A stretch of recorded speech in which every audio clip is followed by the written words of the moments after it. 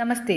സാന്ദ്രാനന്ദാവബോധാത്മകനായ വാതാലയേശന്റെ വാസസ്ഥലമായ പുണ്യഭൂമിയാണ് ഗുരുവായൂർ. ക്ഷേത്രവും അനുബന്ധമായ ഓരോ സംഭവങ്ങളും ഗുരുവായൂര മാഹാത്മ്യത്തെ ഉദ്ഘോഷിക്കുന്നു.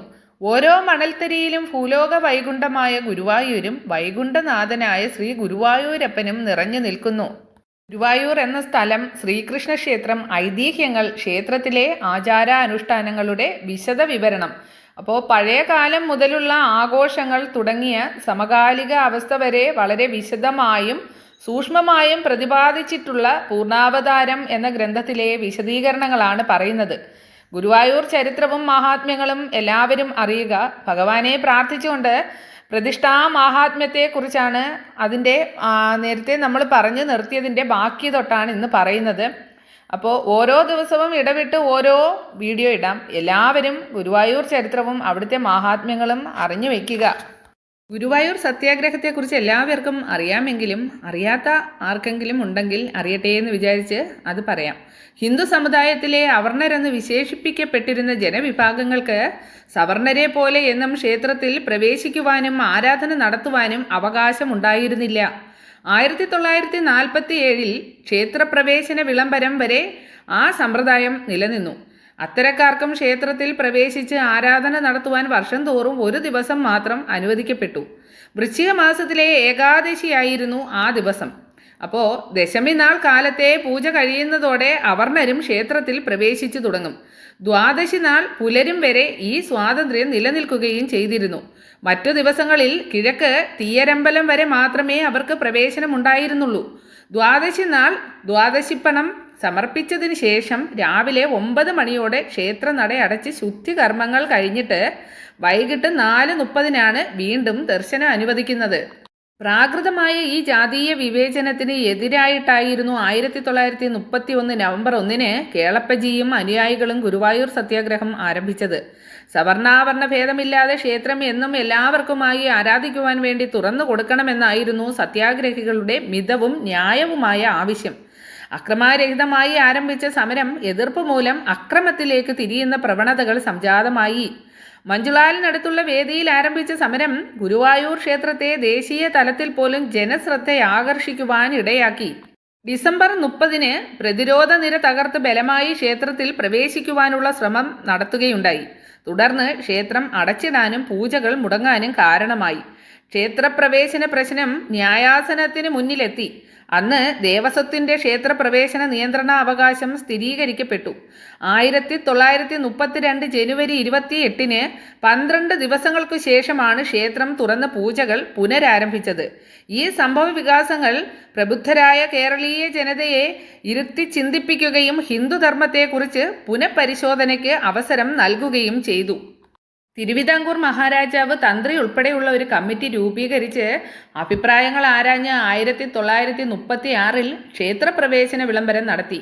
ദിവാനായിരുന്ന സർ CP രാമസ്വാമി അയ്യർ തീരുമാനം ഉടൻ നടപ്പിലാക്കുകയുമുണ്ടായി. പക്ഷേ 1857 പട്ടാള ലഹളയ്ക്ക് ശേഷം ബ്രിട്ടീഷ് ഭരണം വളരെ കരുതലോടെയാണ് യാഥാസ്ഥിതിക തത്വത്തിന് പോറലേൽക്കാതെ ഭരണം നിർവഹിച്ചത്.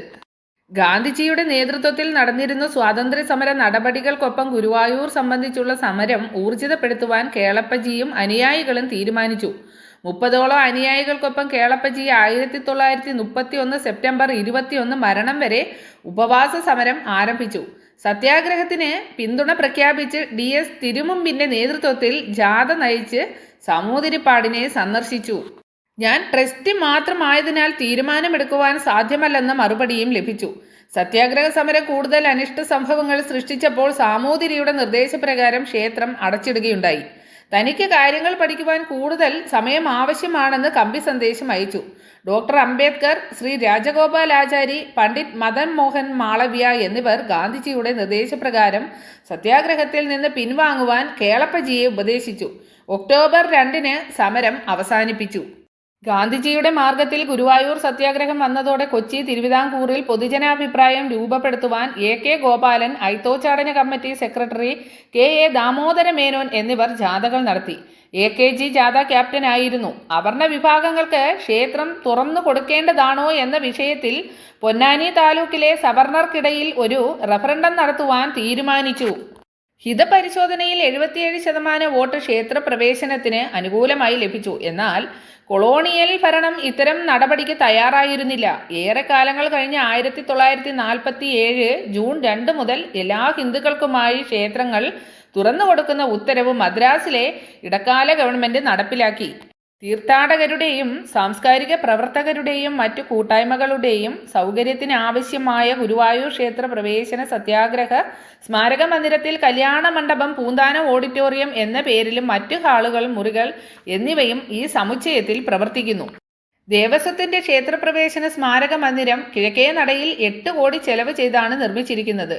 75,000 ചതുരശ്ര അടി വിസ്തീർണമുണ്ട്. പൂന്താനം ഓഡിറ്റോറിയം എന്ന സത്യാഗ്രഹ സ്മാരക മന്ദിരം 2008 ഓഗസ്റ്റ് 16 അന്നത്തെ മുഖ്യമന്ത്രി ശ്രീ V.S. അച്യുതാനന്ദനാണ് ഉദ്ഘാടനം നിർവഹിച്ചത്. പൂന്താനം സ്മാരക ഓഡിറ്റോറിയം എന്ന പേരിടൽ പ്രഖ്യാപനം അന്ന് റവന്യൂ മന്ത്രിയായിരുന്ന ശ്രീ K.P. രാജേന്ദ്രനും നിർവഹിച്ചു. ഗുരുവായൂർ ദേവസ്വത്തിന്റെ ഇത്രയും ബൃഹത്തായ ഒരു കർമ്മ പരിപാടി ഗുരുവായൂർ സത്യാഗ്രഹത്തിന്റെ പ്രാധാന്യം വെളിവാക്കുന്നു. ഇന്ത്യൻ ദേശീയ പ്രസ്ഥാനത്തിൽ സംഭവിച്ച ഒരു ഉജ്ജ്വല ഘട്ടമായിരുന്നു ക്ഷേത്രപ്രവേശന സത്യാഗ്രഹ സമരം എന്ന് എക്കാലത്തും സ്മരണീയമാണ്. ഹൈന്ദവ വിഭാഗത്തിലെ എല്ലാ ജാതി വിഭാഗക്കാർക്കുമായി ക്ഷേത്രപ്രവേശനം അനുവദിക്കപ്പെട്ടതോടെ ഗുരുവായൂർ ദേവസ്വം സത്രം ഗ്രൗണ്ടിൽ 1931 സത്യാഗ്രഹ സ്മാരകമായി വലിയ ഒരു സ്തൂപം നിർമ്മിക്കപ്പെട്ടു.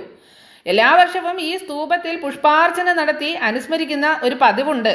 ഈ ചരിത്ര സംഭവത്തിൽ ശ്രീ കേളപ്പനെ അനുസ്മരിക്കുകയാണ് ലക്ഷ്യം. 4 വശങ്ങളുള്ള സ്മാരക ശിലാസ്തംഭം അദ്ദേഹത്തിന്റെ പേരിലാണ് നിലകൊള്ളുന്നത്. സത്യാഗ്രഹം സംബന്ധിച്ച സ്മരണ നിലനിർത്തുവാൻ ഉതകുന്ന ഈ സ്തൂപം ക്ഷേത്ര പുനരുദ്ധാരണ പ്രവർത്തനങ്ങളിൽ പങ്കെടുത്ത ശില്പി ബാലയ്യയാണ് നിർമ്മാണകർമ്മം ചെയ്തത്. 1934 ജനുവരി 11 മഹാത്മാഗാന്ധി ഗുരുവായൂർ സന്ദർശിച്ചപ്പോഴുണ്ടായ രസകരമായ 2 രംഗങ്ങളാണ് CG നായർ വിവരിക്കുന്നത്. അയിത്തക്കാരെ അമ്പലത്തിൽ കടത്താനൊരുമ്പെട്ട ഗാന്ധി മടങ്ങിപ്പോ എന്നീ പ്ലക്കാർഡുകളും കരിങ്കൊടികളും പിടിച്ച് കുന്നംകുളം ഗുരുവായൂർ പൊതുനിരത്തിന് ഇരുവശത്തും വലിയൊരു പുരുഷാരം തയ്യാറെടുത്ത് നിൽക്കുന്നു. വിചിത്രമായ കാഴ്ചയായിരുന്നു. മുദ്രാവാക്യം എഴുതിയ പ്ലക്കാർഡ് പിടിച്ച് നിന്നവരിൽ ഏറെയും അയിത്ത ജാതിക്കാർ തന്നെയായിരുന്നു. അവർക്ക് അന്ന് സവർണരുടെ വക കഞ്ഞിപ്പകർച്ചയ്ക്ക് ശേഷം കൊടി പിടിപ്പിച്ച് നിർത്തുകയായിരുന്നു. സനാതനികൾ ഓരോ മോട്ടോർ വാഹനങ്ങളും തടഞ്ഞു നിർത്തി പരിശോധന നടത്തിയ ശേഷം ഗാന്ധിജി ഇല്ലെന്ന് ഉറപ്പുവരുത്തിയാണ് പോകാൻ അനുവദിച്ചിരുന്നത്. സന്ധ്യ മുതൽ രാത്രി 1:30 വരെ പരിശോധന തുടർന്നു. അങ്ങനെ കുറെ കഴിഞ്ഞപ്പോൾ ഒരു കാർ വന്നു. അതിന്റെ പിൻ സീറ്റിൽ ആരെയും കണ്ടില്ല. മുന്നിൽ ഡ്രൈവർക്ക് പുറമേ ഒരു വെള്ളക്കാരി, തലയിൽ മുണ്ട് മടക്കിയിട്ട് കന്യാസ്ത്രീയെ പോലെ ചെവിയിൽ തിരുകി വെച്ച്. ഗാന്ധിജി വെള്ളക്കാരുമായി സമരത്തിലായതിനാൽ ആ വാഹനം പരിശോധിക്കാതെ കടത്തിവിട്ടു. പിന്നീട് വന്ന ബസ് തടഞ്ഞപ്പോൾ സബ് ഇൻസ്പെക്ടർ അച്യുത മേനോൻ വിളിച്ചു പറഞ്ഞു, ബാപ്പുജി മുന്നിലെ കാറിൽ കടന്നുപോയി കഴിഞ്ഞു എന്ന്. അപ്പോഴാണ് കരിങ്കൊടിക്കാർക്ക് അമളി മനസ്സിലായത്.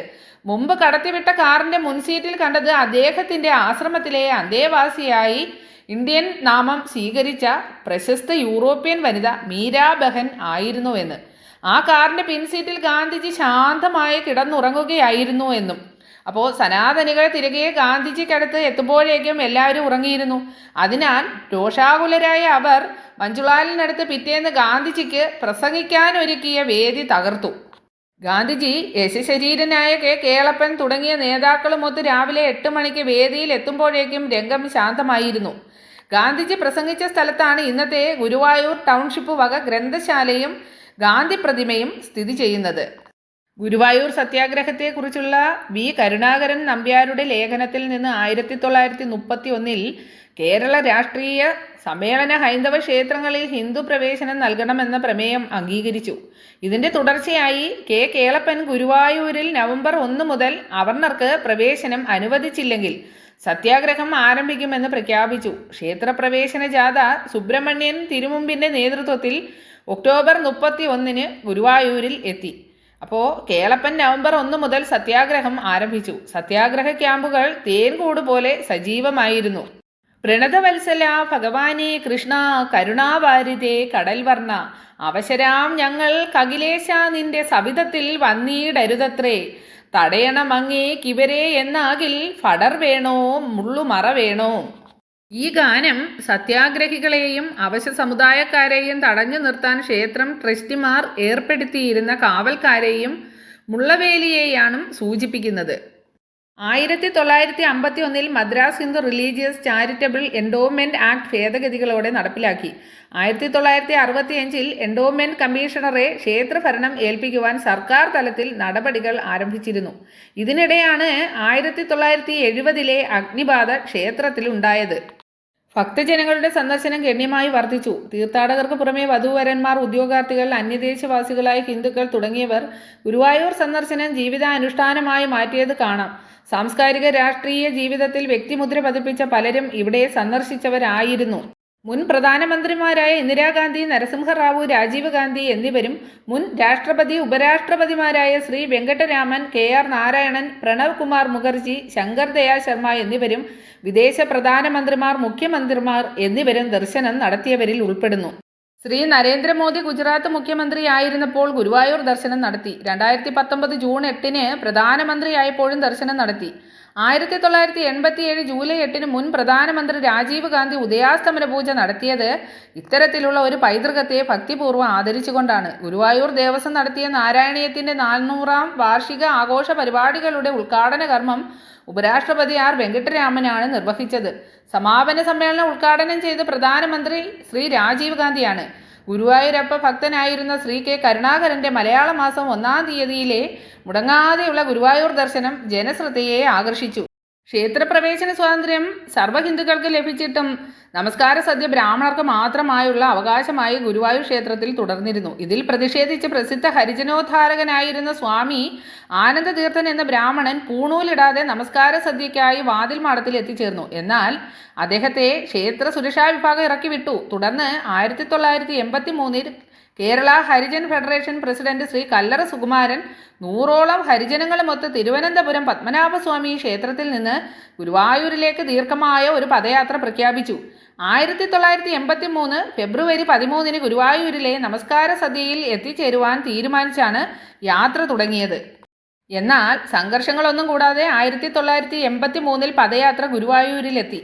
പുതുതായി പണിതീർത്ത ഊട്ടുപുരയിൽ ബ്രാഹ്മണരും ഹരിജനങ്ങളായ ഭക്തരും ഒന്നിച്ചിരുന്ന പന്തിയിൽ അന്നത്തെ മുഖ്യമന്ത്രി ശ്രീ കരുണാകരൻ കല്ലറ സുകുമാരനെ സമീപമിരുത്തി ഊണ് കഴിച്ചു. അങ്ങനെ സമാധാനപരമായി ആ സംഭവം കെട്ടടങ്ങുകയും വാതിൽ മാടത്തിലെ നമസ്കാര സദ്യ സമ്പ്രദായം നിർത്തലാക്കുകയും ചെയ്തു. 1983 മെയ് 15 ഗുരുവായൂരിൽ ആദ്യമായി പ്രസാദ ഊട്ട് വഴിപാടായി നടക്കുകയും 1500ഓളം പേർ സദ്യയിൽ പങ്കെടുക്കുകയും ഉണ്ടായി. മദ്രാസിലെ ഒരു സ്ഥാപനം നടത്തിയ ഈ വഴിപാട് സദ്യ സംബന്ധിച്ച് 1983 മെയ് 16 പ്രസിദ്ധീകരിച്ച തൃശൂരിലെ എക്സ്പ്രസ് ദിനപത്രത്തിൽ വാർത്തയുണ്ടായിരുന്നു. നിലവിൽ ഗുരുവായൂർ ക്ഷേത്രത്തിൽ ഭക്തജനങ്ങൾക്ക് 3 നേരവും സൗജന്യ ഭക്ഷണ വിതരണം അഥവാ അന്നദാനം ക്ഷേത്രത്തിന്റെ പടിഞ്ഞാറ് ഭാഗത്തുള്ള അന്നലക്ഷ്മി ഹാളിൽ നടന്നു വരുന്നുണ്ട്. ആദ്യകാലങ്ങളിൽ ക്ഷേത്രത്തിനകത്തെ ഊട്ടുപുരയ്ക്ക് മുകളിലെ ഹാളിലായിരുന്നു പ്രസാദ ഊട്ട് നടന്നിരുന്നത്. 1986 ഭക്തപ്രിയ മാസിക പ്രസിദ്ധീകരണം ആരംഭിച്ചത് മുതൽ ഗുരുവായൂർ ക്ഷേത്രം, ദേവസ്വം എന്നിവയെക്കുറിച്ച് ഭക്തജനങ്ങൾക്ക് വിശദാംശങ്ങൾ കൂടുതൽ ഗ്രഹിക്കുവാൻ സാധിച്ചു. ദേവസ്വം സ്വന്തമായി ഭാഗവത വ്യാഖ്യാനം, നാരായണീയം, രാമായണം, മറ്റു പ്രധാന കൃതികൾ, സ്തോത്രകൃതികൾ എല്ലാം പ്രസിദ്ധീകരിച്ചു വരുന്നു. വിദ്യാഭ്യാസം, ആയുർവേദ, അലോപ്പതി ചികിത്സാ രംഗത്തും മഹത്തായ സേവന സ്കൂൾ, കോളേജ്, ആശുപത്രികൾ ഇവ സ്ഥാപിച്ചതിലൂടെ സാധിച്ചു. ക്ഷേത്ര നവീകരണം, കീഴേടം ക്ഷേത്രത്തിലൂടെ പരിപാലനം, സംരക്ഷണവും ഇതര ക്ഷേത്രങ്ങൾക്ക് ധനസഹായ വിതരണം ഇവയെല്ലാം വലിയ നേട്ടങ്ങൾ ഉണ്ടാക്കി. ഭക്തജനങ്ങളുടെ സൗകര്യത്തിനായി കൂടുതൽ താമസ സൗകര്യവും വിവാഹം, സമ്മേളനം തുടങ്ങിയവയ്ക്കുള്ള വിശാലമായ ഓഡിറ്റോറിയവും ജീവനക്കാർക്ക് ക്വാർട്ടേഴ്സുകളുടെ നിർമ്മാണവും ആനത്താവള വികസനവും വൻ വിജയമാണ്. ആധുനിക കാലത്തിന് അനുയോജ്യമായ തരത്തിൽ പാർക്കിംഗ് സൗകര്യത്തിനായി മൾട്ടി ലെവൽ പാർക്കിംഗ് സൗകര്യത്തിനുള്ള പണികൾ പുരോഗമിക്കുന്നു. ആധുനിക ക്യൂ കോംപ്ലക്സ് സംവിധാനവും ലക്ഷ്യമുണ്ട്. കൃഷ്ണനാട്ടം, ചുമർ ചിത്ര പഠന കേന്ദ്രം, വാദ്യവിദ്യാലയം എന്നിവയുടെ അഭിവൃദ്ധിയിലൂടെ കലാപ്രവർത്തനങ്ങളും പ്രോത്സാഹിപ്പിച്ചു വരുന്നു. ഗ്രന്ഥശാല കമ്പ്യൂട്ടർവൽക്കരിച്ചിട്ട് ഡിജിറ്റലൈസ് ചെയ്തു വരുന്നു. അതേപോലെ ഒട്ടേറെ താളിയോല ഗ്രന്ഥങ്ങൾ ഡിജിറ്റൽ രൂപത്തിൽ ഗ്രന്ഥശാലയിൽ സൂക്ഷിച്ചിരിക്കുന്നത് ഓൺലൈൻ സംവിധാനത്തിലൂടെ വിദേശ രാജ്യങ്ങളിൽ പോലും ലഭിക്കാവുന്ന രീതിയിൽ സജ്ജമാക്കി വരുന്നു. അപ്പോൾ ഗുരുവായൂരപ്പനെ അറിയുന്നത് പോലെ തന്നെ അവിടുത്തെ ചരിത്രപദങ്ങളും കൂടി എല്ലാവരും അറിഞ്ഞു വയ്ക്കുക. അതേപോലെ തന്നെ ഗുരുവായൂർ സത്യാഗ്രഹം അങ്ങനെയുള്ള കുറേ കാര്യങ്ങളുണ്ട്. ഇതെല്ലാം കുട്ടികൾക്ക് പറഞ്ഞു കൊടുക്കുക. അപ്പോൾ ഇനി അടുത്തതായിട്ട് പറയുന്നത് അവിടുത്തെ അഗ്നിബാധയും പുനർനിർമ്മാണവും അങ്ങനെയുള്ള കുറച്ച് കാര്യങ്ങളാണ് നമ്മൾ അടുത്ത വീഡിയോയിൽ പറയുന്നത്. അപ്പോൾ ഇതെല്ലാം കേട്ടിട്ടില്ലാത്തവരുണ്ടെങ്കിൽ കേൾക്കുക. എല്ലാവരെയും ഭഗവാൻ അനുഗ്രഹിക്കട്ടെ എന്ന് പ്രാർത്ഥിക്കുന്നു.